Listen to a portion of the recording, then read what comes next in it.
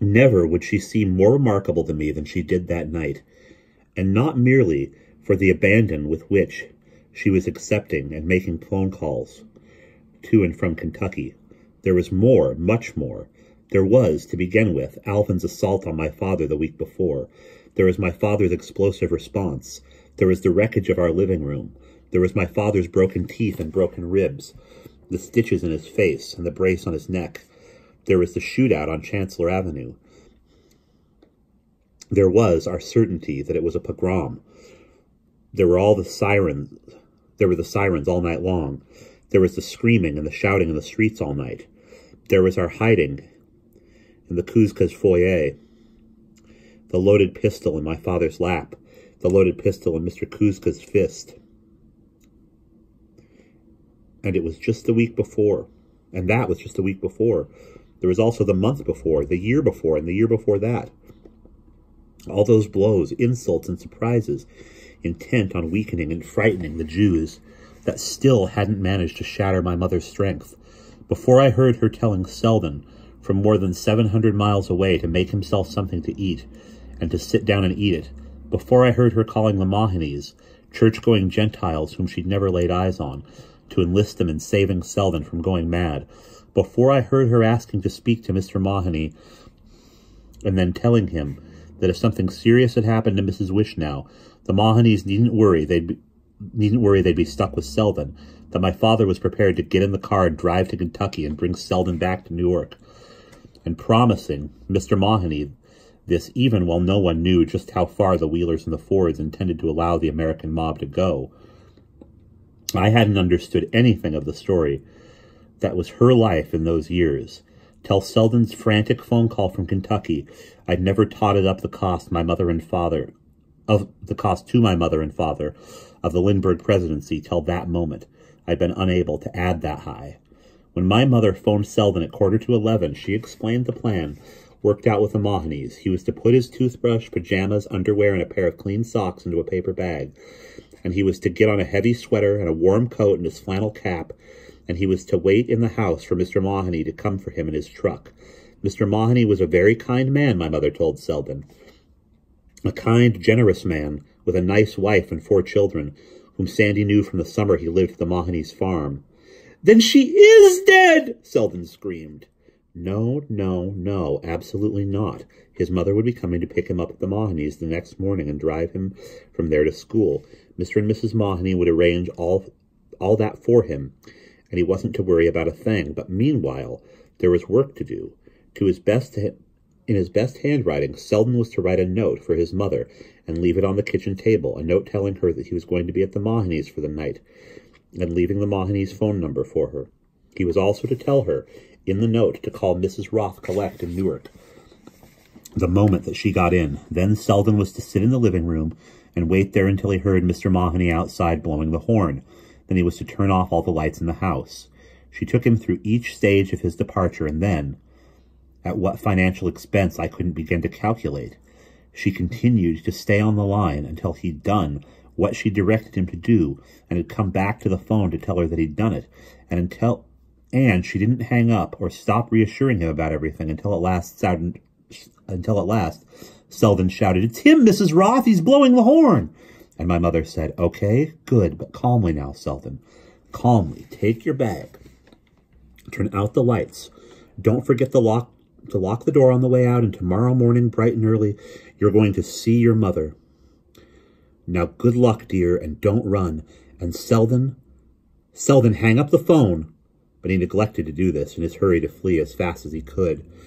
That frightening, lonely, parentless house. He left the phone dangling, though it hardly mattered. The house could have burned to the ground, and it wouldn't have mattered because Selden was never to set foot inside it again. On Sunday, October 19th, he arrived back on Summit Avenue. My father, accompanied by Sandy, drove out to Kentucky to get him. The casket containing Mrs. Wishnow's remains followed after them by train. I knew that in her car she had been burned beyond recognition, yet I kept envisioning her inside the casket with her fists still clenched, and alternately envisioning myself locked in their bathroom with Mr. Wishnow just outside telling me how to open the door, with Mrs. Wishnow just outside telling me how to open the door, how patient she'd been, how like my own mother. And now she was inside a casket, and I was the one who had put her there. That was all I could think on the night that my mother, like a combat officer, led Selden to organize his dinner and to organize his departure and to get himself safely into the Mahoney's hands. I did it. That was all I could think then, and all I can think now. I did this to Selden, and I did this to her. Rabbi Bengelsdorf had done what he had done, and Evelyn had done what she had done, but I was the one who had started it off. This devastation had been done by me. On Thursday, October 15th, the day the Wheeler push reached the heights of illegality, our phone rang at 5:45 in the morning. My mother thought it was my father and Sandy calling with bad news from Kentucky, or worse, someone calling about the two of them. But now the bad news was from my aunt. Only minutes earlier, FBI agents had knocked at the door of the Washington hotel room where Rabbi Bengelsdorf was living. Aunt Evelyn had traveled down just the day before from Newark, and so happened to be there for the night. Otherwise, she might not have known the circumstances of his disappearance.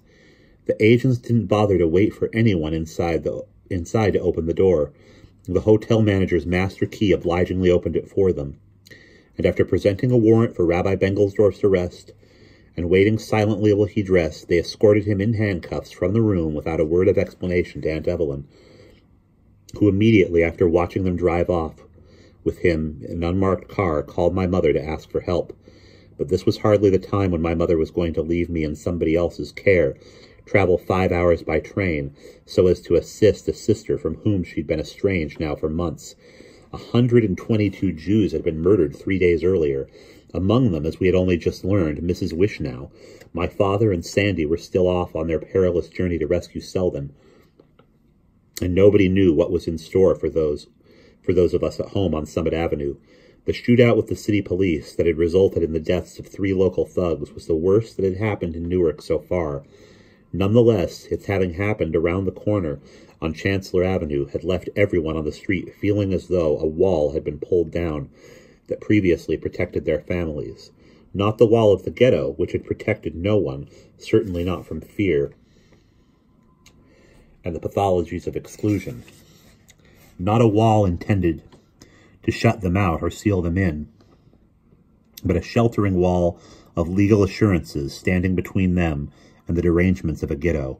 At 5 that afternoon, Aunt Evelyn showed up at our door, more crazed than she'd been on the phone in the wake of Rabbi Bengelsdorf's arrest.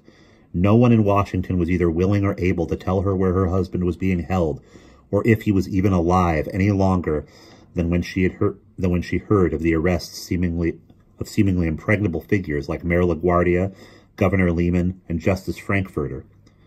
She had succumbed to her panic and taken the train up from Washington, fearful of returning alone to the rabbi's Elizabeth Avenue mansion, fearful, too, that if she called first, she'd be told by my mother that she was to stay away. She'd taken a taxi from Penn Station directly to Summit Avenue to beg to be let in. Only a couple of hours earlier, a shocking bulletin had come over the air. The news that President Roosevelt, upon entering New York to attend an evening protest rally at Madison Square Garden, had been detained by the New York police. And it was this that had prompted my mother to leave the house, and for the first time since I'd started kindergarten in 1938, to come pick me up at the end of the school day. Till then, she had been as willing as everyone else on the street to abide by Rabbi Prince's instructions for the community to carry on as usual and to leave security matters to her committee. But that afternoon, she decided that events had now overtaken the rabbi's wisdom, and alongside 100 other mothers who had reached a similar conclusion, she had turned up looking to retrieve her child when the last bell sounded and kids began pouring out of the exit doors for home. And we will pause there.